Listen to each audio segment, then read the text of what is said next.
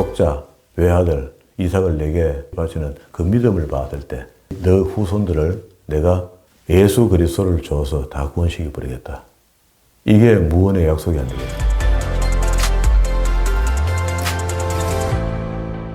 오늘도 하나님께서 저와 여러분에게 주시는 말씀은 창세기 22장 1절 이하의 말씀을 통하여 아브라함의 믿음의 시험을 보라 하신다는 말씀의 제목으로 하나님의 말씀이 선포될 때에 하나님의 목적, 하나님의 계획, 하나님의 뜻이 잘 들려져서 그 말씀에 순종할 때 주시는 참복을 마음껏 누리시는 저와 여러분 되기를 주의 이름으로 축원합니다. 이제 아브라함의 이야기가 끝으로 가는데요. 아브라함의 믿음의 시작이 75세에 시작했다면 믿음의 완성이 오늘 방금 읽었던 본문 120세에 된 것 같아요. 이게 이때가 이삭이 한 17살쯤 됐다 하거든요.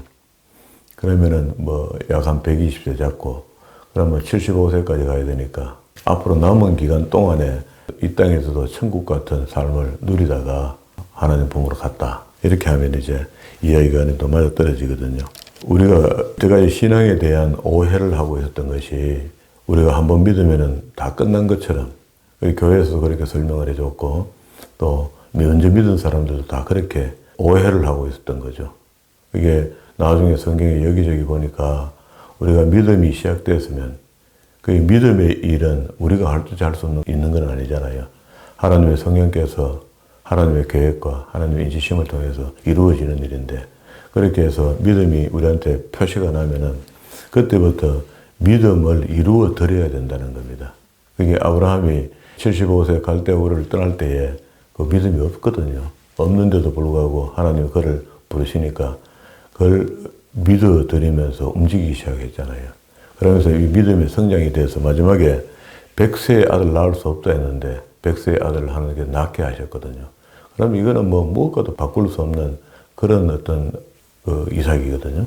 이삭인데 그때도 역시 하나님이 아브라함아 이삭을 내게 번제로 드리라.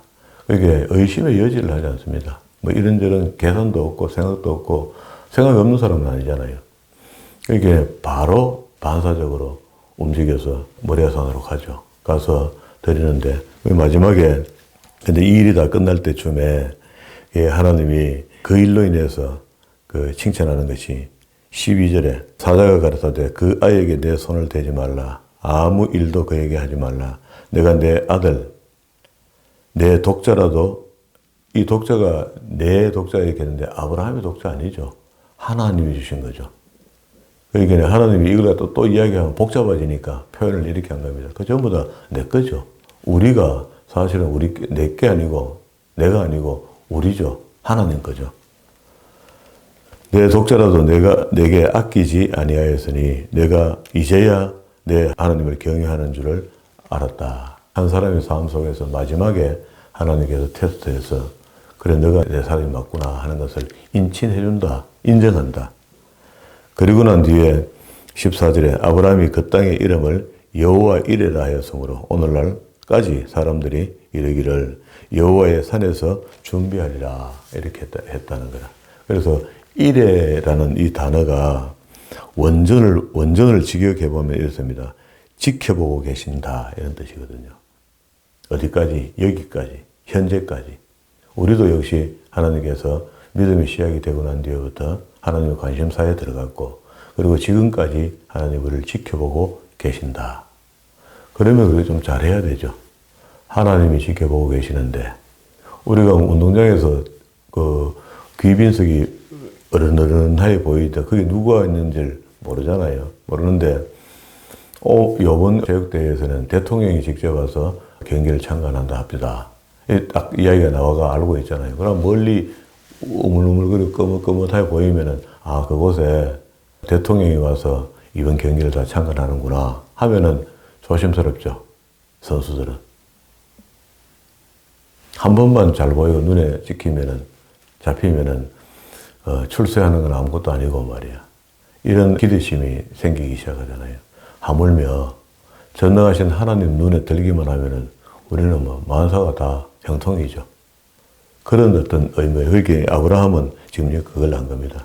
그리고 난 뒤에 이제 23장, 24장에 이야기가 건너가면 마지막에 25장에 가서 이제 아브라함이 죽는데 25장 7절 아브라함이 향년 175세니까 그러면은 뭐 15살 잡으면은 100세의 아들을 얻고 15살 지나니까 115살 120세 잡으면 되겠네요. 55년을 아주 어떻게 살았는지 모르는데 행복하게 살았을 겁니다.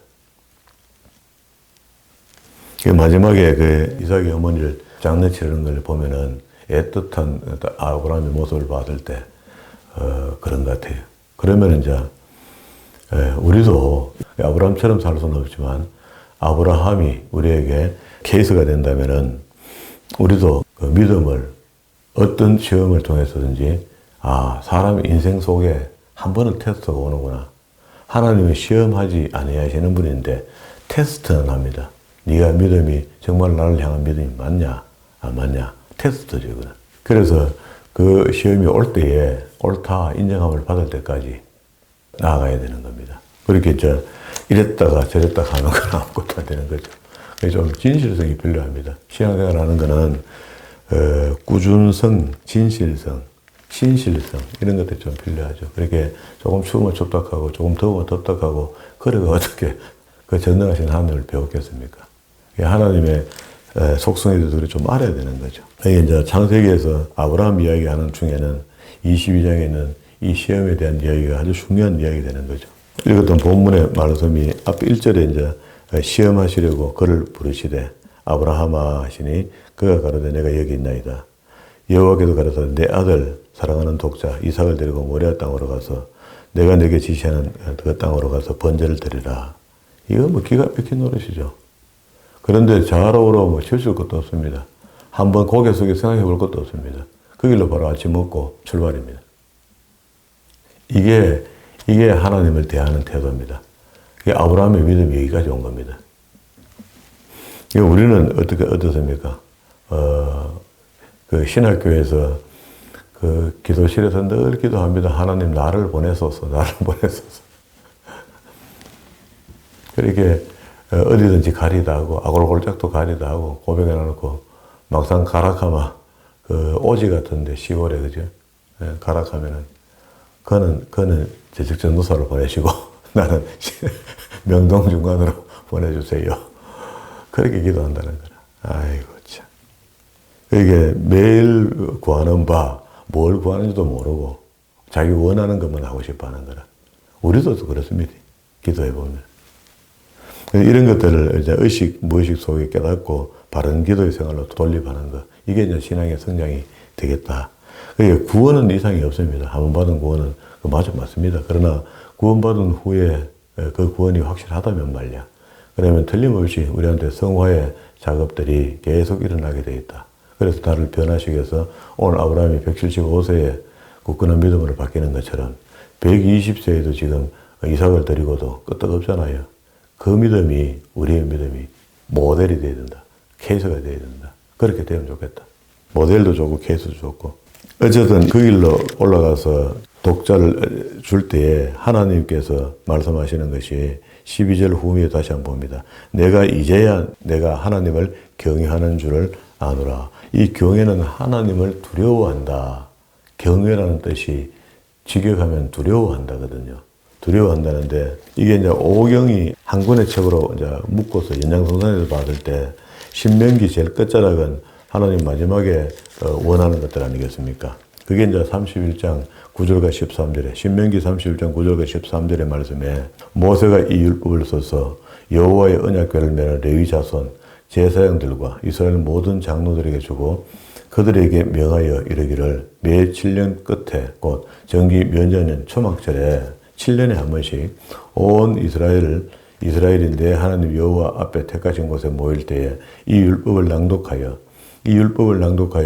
하면은 율법의 핵심은 우리가 이제 정리해 보니까 출애굽기 20장에서 24장까지 있는 이야기더라. 이걸 다시 신명기에서는 12장부터 26장까지 있는 이야기를 확대해서 해석해 준 거죠. 그게 이제 율법이 되는 것이고 전체적인 스토리는 이때 읽으라는 책은 5경 정도는 읽어야 안 되겠나 이런 말입니다. 책이 없으니까 낭독하여 이스라엘로 듣게 할지니 곧 백성의 남녀와 유치와 내 성 안에 우가는 타국인을 모으고 그들로 듣고 배우고 내 하나님 여호와를 경외하죠. 그러니까 누구든지 하나님의 말씀을 가르칠 때 좋으신 하나님만 가르칠 게 아니고 두려운 하나님으로도 가르쳐야 된다. 그러면 경외를 가르쳐야 되는 거죠. 이 율법의 모든 말씀을 지켜 행하게 하고, 그래 하나님이 불같은 눈으로 우리를 지켜보고 계시니까 이 말씀을 지켜 행하고, 또 너희가 요단을 건너가서 얻을 땅에 거할 동안에 이 말씀을 알지 못하는 그들의 자녀들로 듣고 내 하나님 여호와를 경외하기를 배우게 할지니라. 우리 자녀 손손까지 다 하나님을 두려워할 수 있는 마음을 가질 수 있도록 성경을 가르쳐야 된다. 이게 모세의 당부입니다.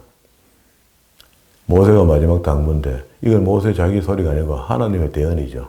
그러니까 하나님께서 우리에게 원하시는 것은 예나 지금이나 여전히 하나님 경외하기를 바라는데, 본문으로 돌아왔으면 22장 12절 오후에도 하나님을 경외한 줄을 안다. 이미 아브라함은 하나님을 경외하는 믿음에 도달한 겁니다. 이게 믿음이 갈대우를 떠날 때 그 믿음이 안 됐거든요. 그런데 믿음의 성장이 있은 거죠. 어떤 상황에서도 하나님께서 우리를 해롭게 하시는 분이 아니다.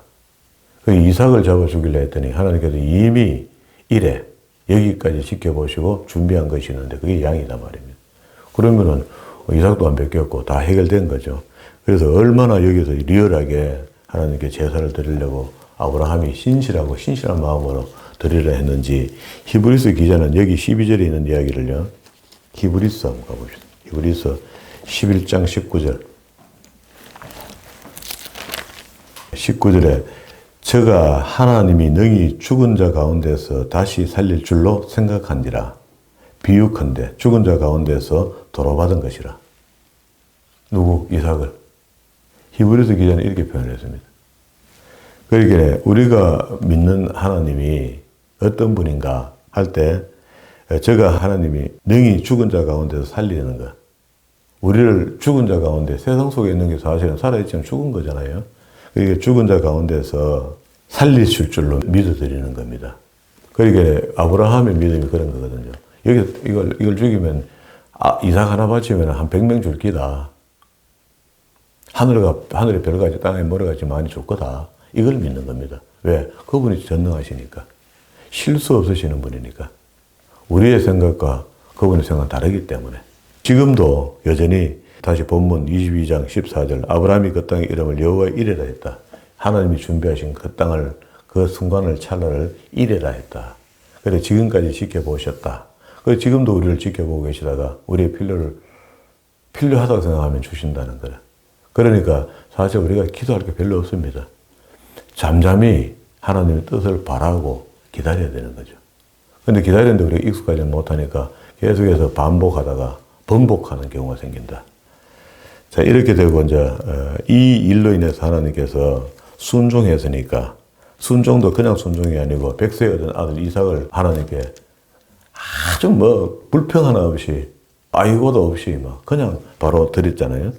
그게 대가에 대한 축복입니다. 15절 여호와의 사자가 하늘로부터 두 번째 아브라함을 불러 가라사대 여호와께서 이르시기를 내가 나를 가리켜 맹세하노니. 하나님은 어디 맹세할 곳이 없죠. 다 당신의 이름으로 이미 말씀으로 다 세웠기 때문에 그게 대상이 될 수가 없잖아요.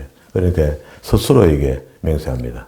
이같이 행하여 내 아들 내 독자라도 아끼지 아니하였은즉 내가 내게 큰 복을 주고 내 씨로 크게 성장하여 하늘의 별과 같이 바닷가의 모래와 같게 되리니 내 씨가 그 대적의 문을 얻으리라. 그러면은 가나안 땅 7족들이 강하다 하지만 들어가면은 성문이 다 열린다. 그런 말입니다.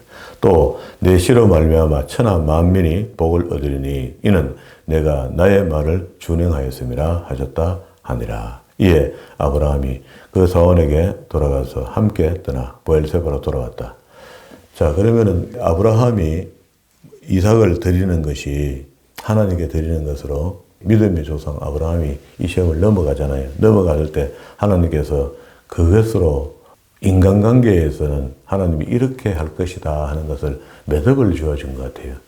여기 성경에는 그런 말씀은 없지만은 이때에 내가 너희 인류들이 결국은 죄로 마귀에게 속아 넘어가서 지옥 갈 백성으로 살다가 지옥 가는데 이제는 내가 네가 독자 외아들 이삭을 내게 바치는 그 믿음을 받을 때 너 후손들을 내가 예수 그리스도를 줘서 다 구원시켜 버리겠다.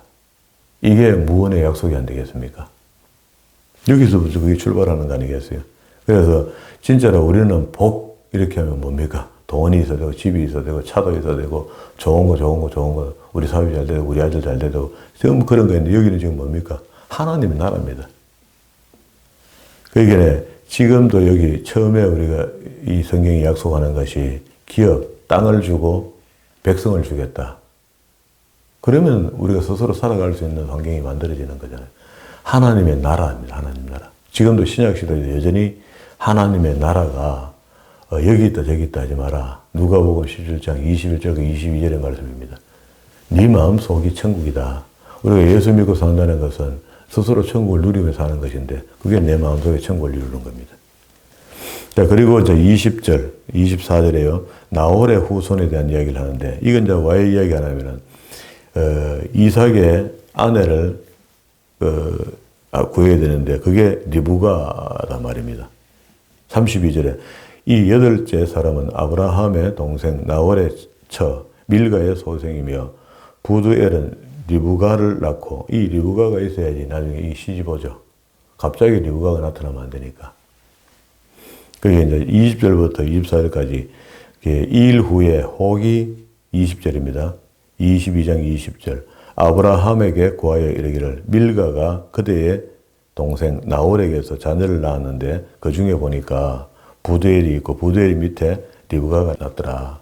그래서 리브가는 나홀의 처 루마라 하는 자도 데바와 가함과 다하스 마가야를 낳았더라. 이렇게 해서 그 아브라함의 아내 사레는 죽고 난 뒤에 이제 이삭이 외로움을 타기 시작하니까 아브라함이 빨리 장가를 보내야 되겠다 하고 다메섹 엘리메셀을 통해서 라반의 집에 가서 리브가를 데리고 와라. 리브가 요 이야기가 앞에 소개되어 있잖아요. 족보로. 아마도 이게 이제 하나님 뜻이고 다메섹 엘리메셀은 가야 되고 이삭은 리브가를 만나게 되는 이런 상황이 만들어집니다. 사라가 170세에 살았으나 이것이 곧 사라의 향연이라. 사라가 가나안 땅 헤브론 곧 기럇 르바에서 죽음에 아브라함이 들어가서 사라를 위하여 슬퍼하며 애통하다가 그 시체 앞에서 일어나 나아가서 해 족속에게 말하여 가로되 나는 당신들 중에 나그네요 우고하는 자니 청컨대 당신들 중에서 내게 매장지를 주어 소유를 삼아 나로 내 죽은 자를 내가 장사하게 하소서. 해 족속의 아브라함에게 대답하여 가로되 내 주 들으소서. 당신은 우리 중에 하나님의 백성이니 우리 묘실 중에서 좋은 것을 택하여 당신의 죽은 자를 장사하소서. 우리 중에서 자기 묘실에 당신의 죽은 자 장사함을 금할 자가 없습니다. 그럼 그냥 주는 겁니다. 이거 지금. 그 관계가 워낙 좋았기 때문에 주는데 아브라함은 그걸 그냥 받질 않습니다. 9절에 그로 그 반머리에 있는 막벨라 굴을 내게 주게 하되 중가를 받고 그 굴을 내게 주어서 당신들 중에서 내 소유 매장지가 되게 하기를 원한다. 그게 사겠다는 겁니다. 이거 만약에 돈을 주고 사지 않으면 나중에 빼들어가도 아무 말 못합니다. 15절에 내 주여 내게 들으소서. 땅값은 은 400세겔이며 나와 당신 사이에 어찌 교개하리까. 당신의 죽은 자를 장사하소서. 그래도 안 받으려는 걸 기꺼이 줍니다. 꽤 많은 돈을 줘요. 그렇게 줘서 이게 이제 나중에 이제 사라가 거기 첫 번째 장사되고, 그 다음에 아브라함도 거기 장사되고요. 이삭도, 리브가도, 레아도 여기다 묻힙니다. 야곱도 여기다 묻힙니다. 결국은 마지막에. 이게 이제 그 예수 믿는 사람들이 좀 염치가 있어야 되는 것이 무엇이든지 그냥 준다 하면은 막 그 공짜를 좋아하는 것 같은 그런 의식이 있습니다. 근데 저는 이런 거를 읽으면서 절대 그러면 안 된다고 생각해요. 오히려 더 많은 후원값을 예수 믿는 사람들 쳐주고, 우리 그 시장 어기 길모퉁이에 들어가면은 할머니들도 요새 뭐 바람직하지는 못합니다. 그 고봉으로 뭐 대를 대가지고 뭐 이렇게 하잖아요. 공갈봉 하잖아요. 안에 부모가 올라왔는데 이런데 흩어 얹어갖고. 그래도 그게 얼마냐 하면 500원 하거든. 500원 깎지 말고 500원 다 주고. 잔돈 한 700원 하면 300원 그냥 할머니 놔두세요 하고 주고. 그게 그 순간은 내가 선한 일을 하는 거거든요. 그 할머니는 그렇게 버려서 속여가면서 버려갖고도 오늘 용돈을 써야 되니까 알면서도 우리가 젊은 사람이 주는 게 맞죠. 그게 예수 믿는 사람이면 더 좋은 거죠. 저는 그게 맞다고 생각을 합니다. 자, 이렇게 해서, 자, 그럼 다시 여기서 한번 봅시다. 2절에 사라가 가나안 땅 헤브론 동그라미 치고 여기서 24장 62절로 간다. 24장 62절. 때에 이삭이 부엘라 헤로이에 왔으니 그가 남방에 가했습니다. 자, 거기서 아까 그 헤브론에서 남방으로 내려왔습니다. 여기 남방. 그래 내려오고 여기서 이제 아브라함이 죽고 대가 바뀝니다. 이삭으로 이제 바뀌기 시작해요. 그럼 이제 요 이유가 결혼했을 때 이야기인데, 그럼 요 중간에 아까 23장 2절에서 헤브론에 내려와서 사라가 죽고 난 뒤에 중간에 이삭이 결혼할 수 있는 여건을 만들어 가는데요. 이게 24장부터입니다. 아브라함이 나이 많고 늙었고 여호와께서 그 범사에 복을 주었더라. 아브라함이 자기 집의 모든 소유를 맡은 늙은 종에게 이르되 청컨대 내 손을 내 환도뼈에 넣어라. 내가 너로 하늘의 하나님 땅의 하나님이신 여호와를 가리켜 맹세하게 하노니 너는 나의 거하는 이 지방 가나안 족속 딸 중에서 아들을 위하여 아내를 택하지 말고 내 고향 내 족속으로 가서 내 아들 이삭을 위하여 아내를 택하라. 종이 가로되 여자가 나를 쫓아 이 땅으로 오고자 아니하거든 내가 주인의 아들을 주인의 나오신 땅으로 인도하여 돌이키리까. 아브라함이 그에게 이르되 삼가 내가 아들을 그리로 데리고 돌아가지 말라. 하늘의 하나님 여호와께서 나를 아버지의 집과 내 본토에서 떠나게 하시고 내게 말씀하시기를 내게 맹세하여 이르기를 이 땅을 내 시에게 주리라 하셨으니 그가 그 사자를 내 앞에 보내실 것이라. 여기도 나탄이죠. 그게 미리 하나님의 천사를 보내서 이런 작업들을 다 한다는 겁니다. 우리가 지금도 믿음의 일을 행하면은요, 하나님의 선하신 손길이 도움이 있다는 겁니다. 그게 느헤미야의 기도잖아요. 느헤미야, 에스라 이런 사람들은 하나님의 선하신 손의 도움을 입어 이렇게 얘기해요. 항상 그렇게 얘기합니다. 그런데 손이 어디 있습니까? 안 보이죠. 지금도 여전히 기도의 인용구들을 우리가 사용해야 되는 거죠. 그리고 이제 그때 이 늙은 종이라고 하는 엘리에셀이 가서 이 일을 잘 해냅니다. 첫 번째 10절에 보세요. 이에 종이 주인의 약대 중에 10피를 취하고 떠났는데 곧 그 주인의 모든 좋은 것을 가지고 떠나 메소포타미아로 가서 나홀의 성에 이르러 그 약대를 성 밖 우물 곁에 걸었으니 저녁 때라.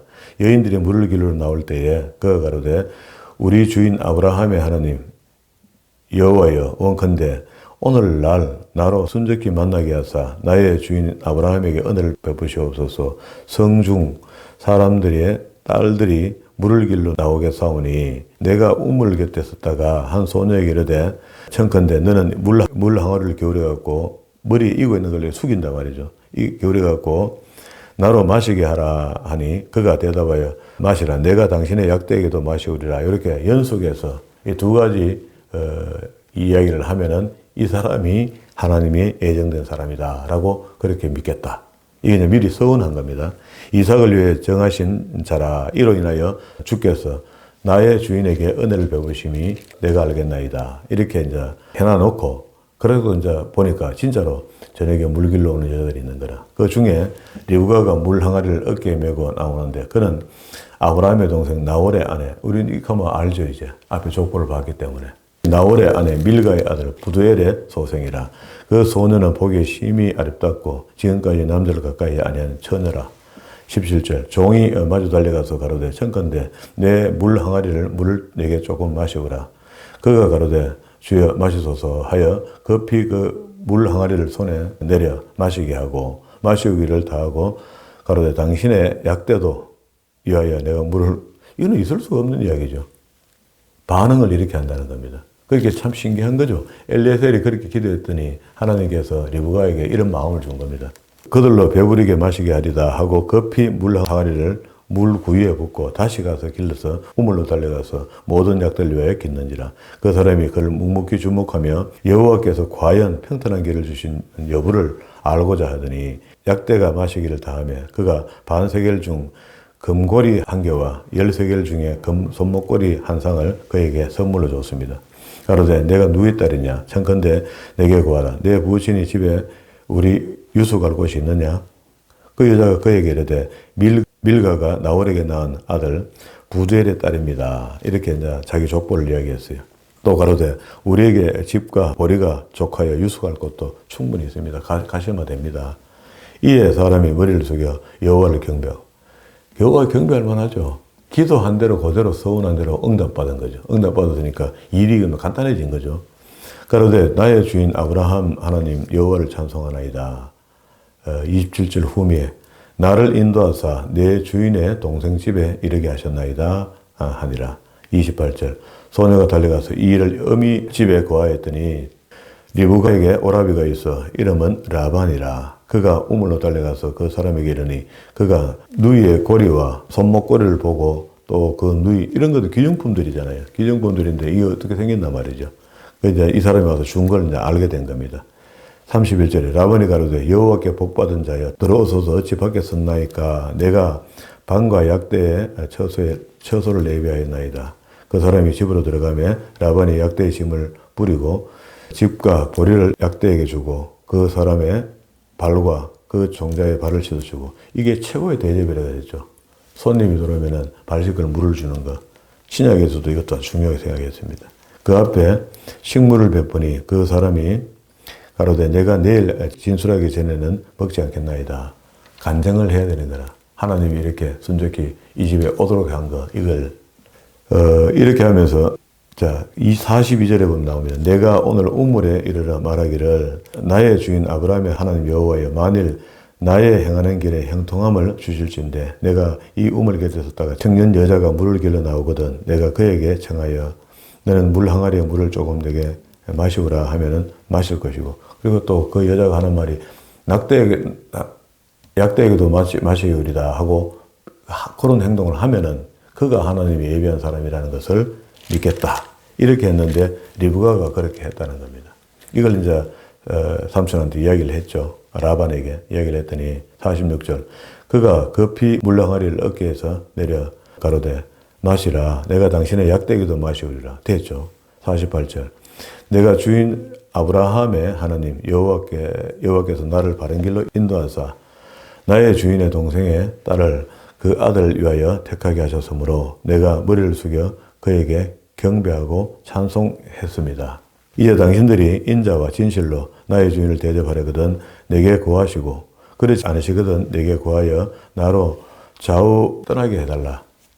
그러니까 라반과 부델이 대답하여 가로되 이 일이 여호와께로 말미암았으니 우리는 가부 이건 진위를 말할 수 없다. 리브가가 그대 앞에 있으니 데리고 가서 여호와의 명령대로 그로 그대의 주인의 아들이 아내가 되게 해라.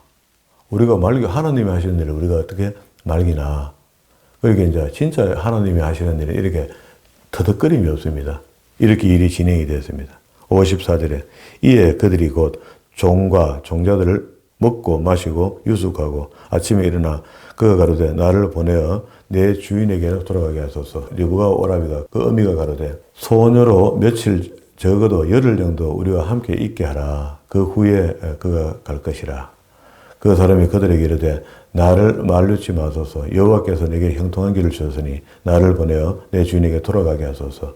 그들이 가로되 우리가 소녀를 불러 그에게 물어서 갈라거든 보내고 안 그러면 열흘 있다가 가는 걸로. 마지막 정을 이제 나눠야 되니까. 58절 리브가를 불러 그에게 이르되 내가 이 사람과 함께 가려느냐. 그가 대답하되 가겠나이다. 그들이 그 누이 리브가와 그의 유모와 아브라함의 종과 종자들을 보내어 리브가에게 축복하여 가로되 우리 누이여 너는 천만인의 어미가 될지니라. 이 사라가 믿음의 어미가 됐잖아요. 그 집안의 며느리로 들어가는 이 사람이 그 축복을 하는데 이런 축복을 합니다. 천만인의 어미가 될지어다. 내시로 원수의 성문을 얻게 할지어다. 이렇게 얘기합니다. 이게 이제 말 그대로 축복한 그대로 그 부모가 자식에게 축복할 때 축복도 제대로 해야 되는 거지. 생각 있게 해야 되거든요. 그랬더니 그대로 됐습니다. 나중에 61절에 리브가가 일어나 비자와 함께 약대를 타고 그 사람을 따라가니 종이 리브가를 데리고 가니라. 때에 이삭이 부엘라 부엘라 헤로에 왔으니 그가 남방에 가했습니다. 이삭이 저물 때에 들에 나가 묵상하다가 눈을 들어보면 약대가 오더라. 리브가가 눈을 들어 이삭을 멀리서 봤어요.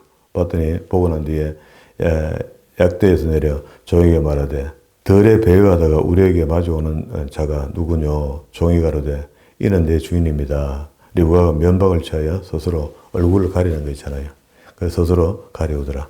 종이 그 행한 일을 다 이삭에게 고하매 이삭이 리브가를 인도하여 모친 사라의 장막을 들어가고 그를 취하여 아내를 삼고 사랑하였으니 이삭이 모친 상사 후에 위로를 얻었더라. 그러면 굉장히 상심했다 이 말이죠. 어머니가 죽고 난 뒤에.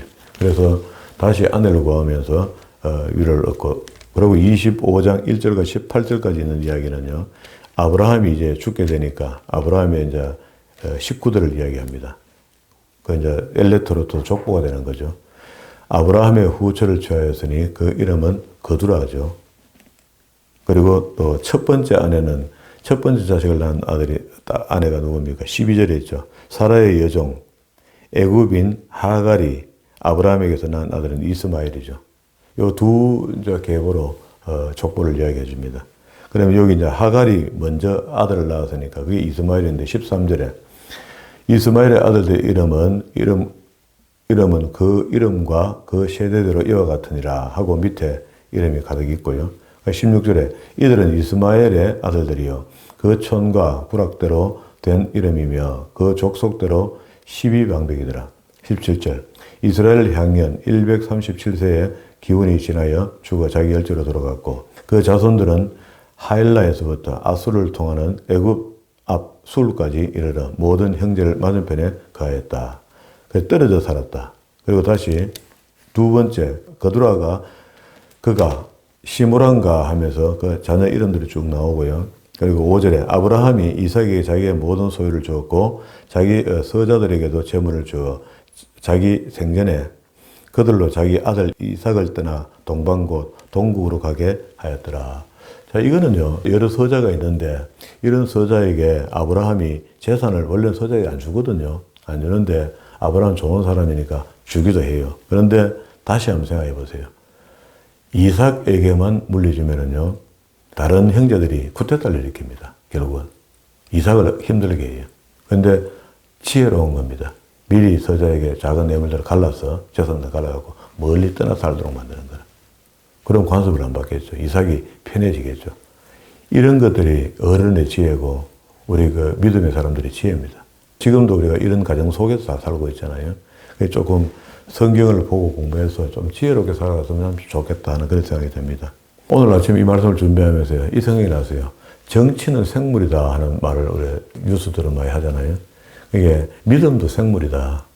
지금 현재 내 믿음이 살아있어야 되지.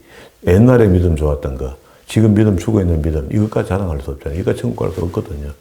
오늘 지금 내가 내 믿음이 살아있나, 죽었나. 이게 관건입니다. 그러면은 항상 우리는 믿음을 이루어가는 중에 믿음이 시작되었으니까 믿음에 도착할 때까지, 믿음에 도착할 때까지 살아있어야 됩니다. 신앙이. 활동적이어야 됩니다. 능동적이어야 됩니다.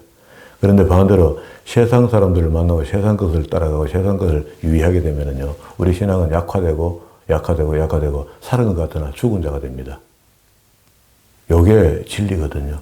그래서 우리가 이 땅에 있는 동안에 하나님의 진리의 말씀을 늘 묵상하고 그게 내 영적인 에너지가 되어서 세상 사람들을 이기는 겁니다. 이긴다고 해서 전투에서 이기는 게 아니고 내가 가면은 하나님의 천사들이 나를 도울 수 있도록 살아가는 겁니다. 보이지 않잖아요. 보이지 않는 선한 손이 항상 나를 돕는다는 말이 하나님이 직접 오시는 그 말도 맞지만 하나님이 직접 천사를 보내서 도와주게 한다는 거야. 그 천사의 도움이 보이지는 않지만은 보이지 않는 선한 손의 도움, 그게 하나님의 손이다. 그러면은 우리가 바르게 살아야 되는 거죠. 그 바르게 사는 방법이 뭐냐? 그 성경 속에 있는 대로 살아야 된다. 성경 창세기부터 계시록까지 이 말씀을 잘 배워서 살아가는 겁니다. 믿음의 사람 아브라함은 쭉 읽어봤을 때 우리가 크게 흔들림이 없는 것 같아요. 이런 꿋꿋한 믿음이 우리에게 좋은 모델이 되어서 이렇게 나도 흉내라도 내며 살아봐야 되겠다 하고 다짐해보는 또 이런 믿음이 우리의 믿음이 되어서 우리가 주님 만나는 날까지 부끄럼 없는 믿음으로 살다가 주님 앞에 설 때 착하고 중한 종이라고 칭찬받을 수 있는 그런 믿음의 사람들이 다 되기를 주의 이름으로 축원합니다.